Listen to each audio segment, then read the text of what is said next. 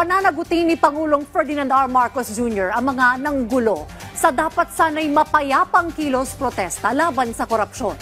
Yan ang ulat ni Clazel Pardilla.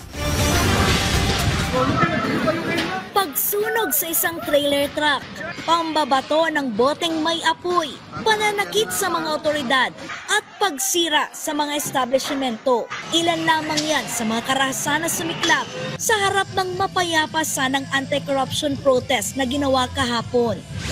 Batay sa intelligence information na nakuha ng Department of the Interior and Local Government, target ng mga kaguluhan na ito, lusubin at sunugin ang Malacanang.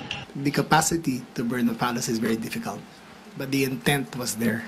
Mahirap gawin yun yung gusto nilang mangyari at hindi kami papayag. Pero gusto talaga nila by showing that they had Molotov cocktails ready. Lokal na teroristang grupo ang tinitingnang nasa likod ng karahasan. The threat of the terrorists was more of a bomb that would go off in Luneta or in the Luneta or in the People Power Monument. We had 400 policemen on the ground dressed as plainclothes to see what was going on and to assess. And the vigilance paid off and none of it transpired. Safe to say, we are still investigating. Ang motibo ayon sa Malacanang, merong gustong kumuha ng power.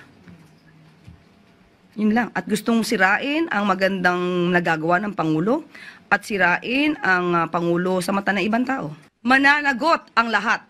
Yan ang nais ni Pangulong Ferdinand R. Marcos Jr. sa lahat ng sinumang gumamit ng karahasan. Tala ng DILG, nasa 216 na individual ang naaresto.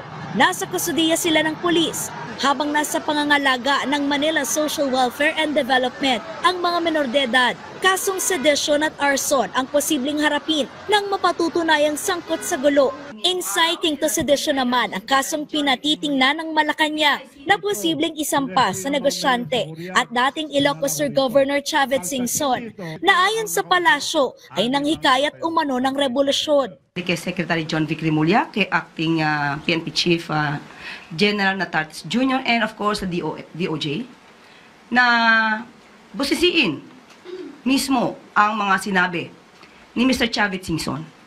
Dahil doon, inakit niya ang mga kabataan.